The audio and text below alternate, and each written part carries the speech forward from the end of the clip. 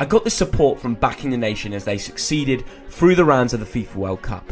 Let's not forget that game against Spain, Portugal, even earlier in the fixtures. They just constantly won and they gained this momentum, and you could feel inside the stadiums that they had more fans than any other country, maybe apart from Argentina, but they were more supportive, and I just loved the vibes. And I made it my wish on my final video when they lost to Croatia. I said I will go to Morocco. Morocco fans, I will see you when I travel to your country. So people wondered if I was ever going to do it, but here I am, making it happen. And of course, I was a bit worried. I noticed it's so easy to get here from Europe, visa free, and as I walked off that plane, the weather had got drastically better. It's not hard to beat England in that sense, and we went straight to the opening match at the stadium, Batuta, for Al Ahly versus Auckland City, a 7 PM kickoff. Now this was my first ever match in this country and my first experience inside a stadium for the Club World Cup, and honestly, history will tell you that English people don't really care about this competition, so I was scared people weren't even going to enjoy my videos and I wasn't going to get the recognition for supporting the event. But I'll never forget walking up those stairs to see the bright lights on my horizon, a stunning firework display to welcome this tournament, and I was in shock, in awe, shall I say. They put something together so grand. Just look at my face. After this video went live, Moroccans from all over the world were going crazy, and I'd stuck to my word and returned to this country.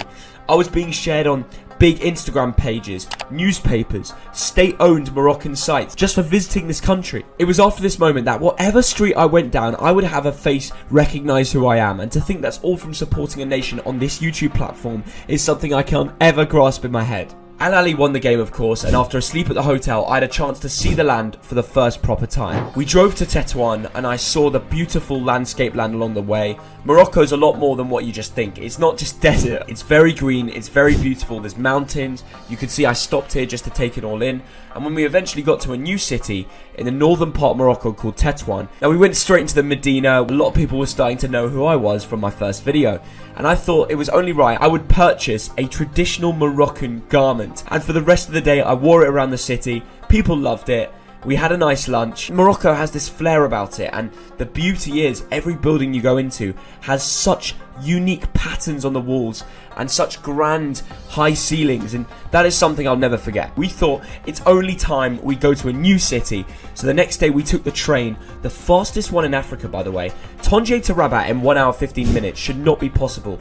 It's one of the best services I've ever seen, so I'm also learning that the transport in this country is more efficient than in England. That's unbelievable, right? So on this new day I thought the first thing we'd do is check into the hotel, a religious area they rebuilt, and I went with my good friend Nico Cantor, who also made lots of content in this great country. Then we had a lunch at someone who lives locally, and I didn't even know who they were, and they invited us in for the most stunning food you'll ever imagine. It consisted of many different meats like lamb and chicken. The couscous had this amazing sauce with it, many vegetables to accompany, just a perfect lunch before going to the football. Moments before arriving at a new stadium, Prince Moulay Abdullah, for Wydad Casablanca versus Al Hilal, February the 4th, 2:30 PM kickoff.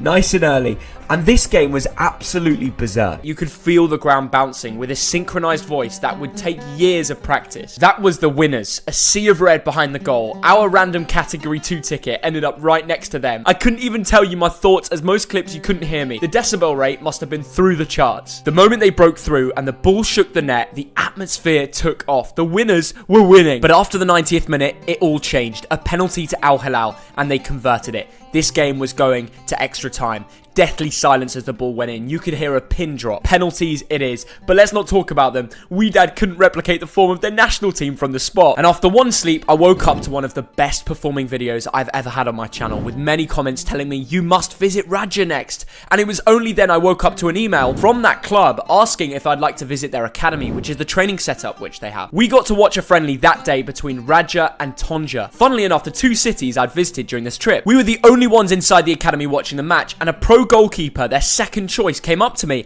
and even congratulated me on my work, saying thank you for the difference I'm making for his country. Such a special thing to see. We chilled at the beach at Casablanca, had a good sleep before a new day to return up north to Tanger, not by train this time, by car, for Flamengo versus Al Hilal, the entry of the Brazilian champs. The winner plays Real Madrid. There's a lot on the line, and you can see that from Flamengo. In Rio, there were high hopes for the club, and it didn't take long to notice that a surprisingly high number had travelled across across the Atlantic. My videos at this point were getting picked up more and more, making it hard to go around the stadium without meeting people, which is always great. Inside the ground, we positioned ourselves with the Brazilians and Moroccans who got involved. On the pitch, it was goals galore until Flamengo got a man sent off and it blew the game for them, losing 3-2. We went to bed, and after a great sleep, it was time to drive back to Rabat, but not for the football, for the golf. And you know why? Because we got a chance to meet ex-Madrid star and manager Victor Sanchez with Paco Boyo, the goalkeeper who won many La Ligas and played over 300 games for Madrid. He barely understood English, but Victor did and taught us a lot. We actually had lunch with him too. He's a top guy. He's been a manager and now he's in punditry for La Liga TV. And it was the best way to prep ourselves before heading to Prince Moulay Abdallah Stadium for the entry of Real Madrid, who face Al Ahly in the semi-final. And once again, the fan love was insane. Even through the rails, we got pictures. Shout out to the Madridsters as well for holding up this incredible tifo,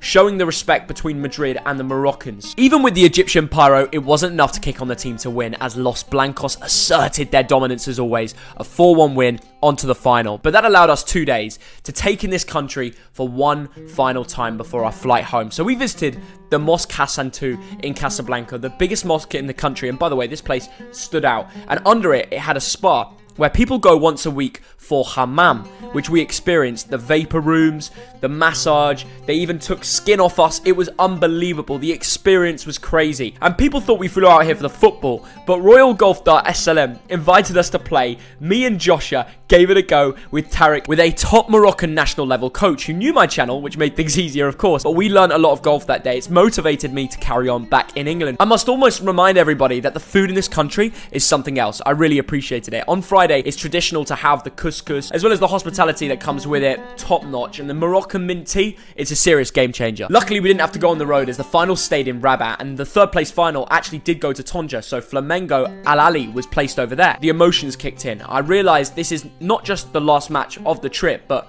my final day in this beautiful nation. So I made sure anyone who wants a picture, they get it. Anyone who wants a conversation, let's have it. The match was special. I met so many great people. 8 goals. All the detail is in my video itself on my channel, but on a bigger note, we complete the challenge. The hours of travel was certainly worth it. So it's day 11, home time.